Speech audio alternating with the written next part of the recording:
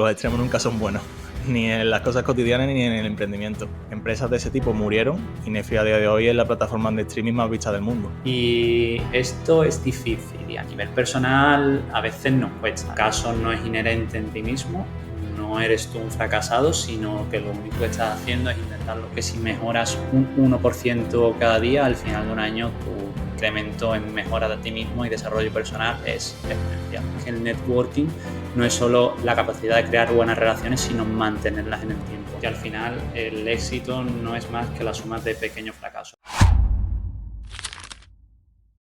¿Cuáles son los desafíos en los que realmente nos enfrentamos cuando decidimos emprender o cuando vamos a comenzar en ello, ¿no? en este camino? Que también, aunque las habilidades son comunes, los desafíos no dejan de ser tan iguales unos a otros, ¿no? Y parece que siempre se repiten mismos patrones. Por ejemplo, un desafío que nos encontramos 100% es la incertidumbre, ¿no? Cada vez que emprendemos, que lanzamos un proyecto, no sabemos lo que el mercado va a querer o nos va a dar. Muchas buenas ideas se han muerto por no llevar un plan estratégico detrás o simplemente porque el mercado no la ha aceptado. Por lo tanto, siempre tenemos mucha incertidumbre. Incertidumbre en el cobro, en conseguir clientes, en cómo funcionará esta idea, en cómo se aplicará. Es decir, tenemos que saber muy bien surfear esa ola de qué va a pasar y ser consciente de que no siempre vamos a tener todas las respuestas para ello.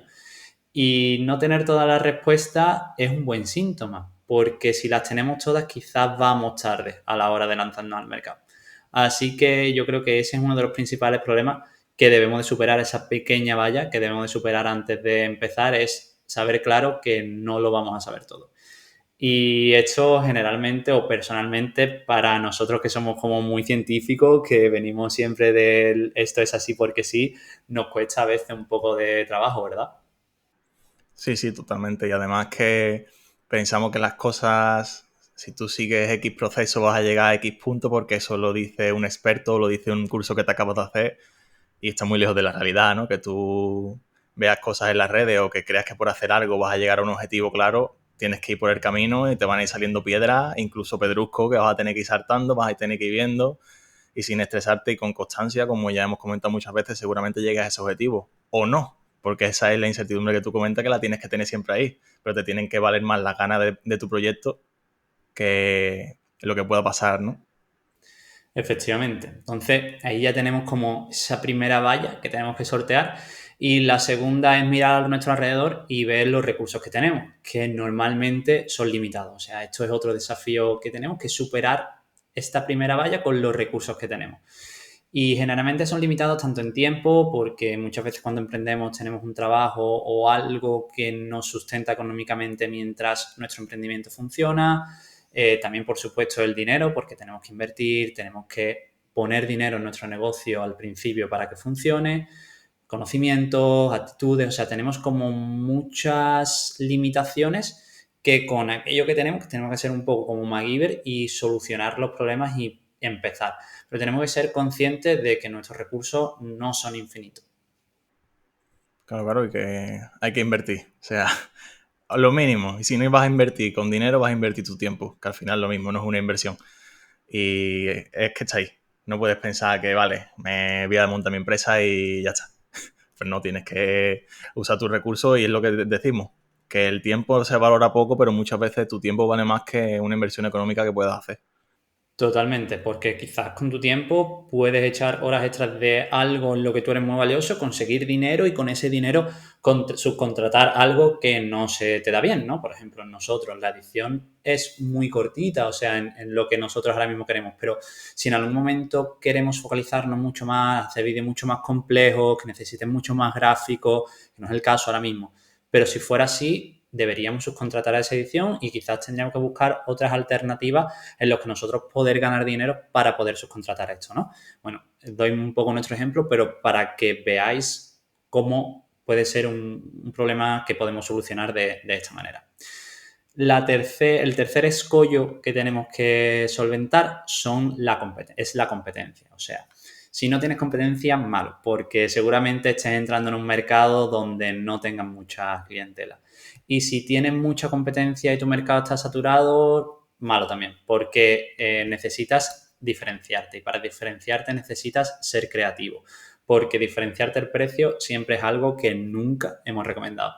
Aquí hay un libro, una filosofía muy bonita, que es la de Océano Azul y Océano Rojo, que te invitamos a conocer. Quizás hablaremos también en otra tertulia sobre ello, pero básicamente el Océano Rojo es ese océano lleno de tiburones, de competencia, donde se van comiendo unos entre otros y la sangre va tiñendo el mercado en unas ganancias que son casi ínfimas y muchas veces hechas en negativo. Sin embargo, cuando innovas y entras en un nuevo océano azul, es como un terreno inexplorable para ti y donde puedes realmente ser tú y tu propuesta de valor puede llegar a tus clientes o puedes lanzar tus productos a tus clientes de una forma mucho más tuya sin tener que competir en tantas opciones como precio, calidad o etcétera con otros competidores.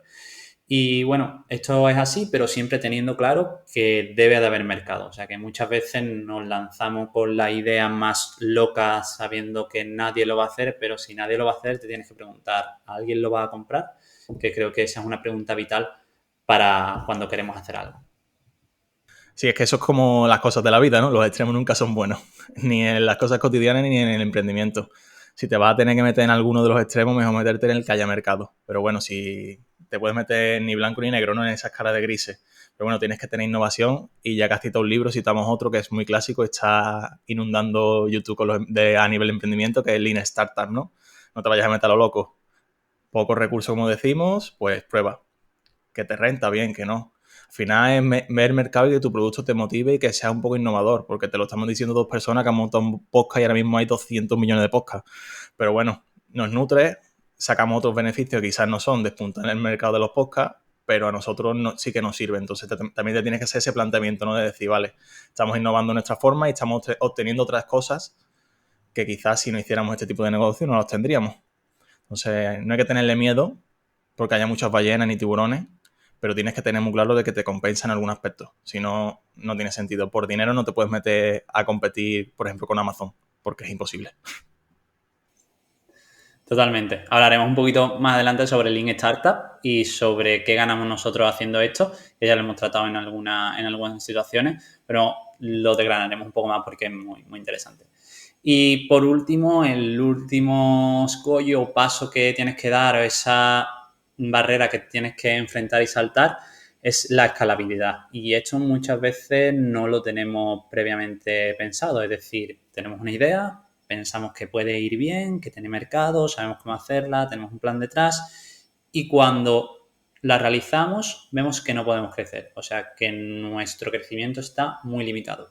Ya sea bien por tiempo, ya sea bien por mercado, ya sea bien por algo, te limita tu crecimiento. Entonces, limitar tu crecimiento es una de las cuestiones más peligrosas que tienes cuando montas una empresa, porque si poco a poco se van cayendo tus clientes, sabes que no vas a poder conseguir otros nuevos. Por lo tanto, tienes que tener mucha cabeza en esto. Muchas veces no pensamos, ¿no? Es algo que como que no preveemos, la escalabilidad y el crecimiento. Siendo, por ejemplo, una de las mayores características que busca un inversor cuando invierte en startups es solamente eso, ¿no? La capacidad de escalar y el crecimiento que puede tener, más allá del beneficio inmediato, más allá de etcétera. Entonces, siempre es bueno pensar cuando vamos a montar un negocio qué podemos o cómo podemos crecer una vez que iniciemos el mismo. Sí, sí, eso es primordial. O sea, tienes que saber hasta dónde puedes llegar, pero también es importante, tú vas a tener normalmente los negocios tienen un punto al que llegar y tienen diferentes escalones que pasar. Desde mi punto de vista, no es bueno saltarte esos escalones, porque al final pues seguimos con nuestro ejemplo, que es el que tenemos más cercano. Si, por ejemplo, nosotros del primera hora que hubiéramos contratado a un editor, quizás no sabríamos cuál es el nivel al que puede llegar ese editor, cuánto trabajo cuesta hacer las cosas, diferentes cosas que te hacen experto en un área y quizás en nuestro caso te hace poder subir el nivel un poco más progresivo y saber lo que pasa en ese proceso que saltarte escalones, ¿no? Desde mi punto de vista. Es verdad que el que tenga dinero lo mete y para adelante, pues adelante. Pero creo que es importante conseguir esas habilidades, por ejemplo, que si te saltas pasos en el camino, quizás no las incorpores en ti, ¿no?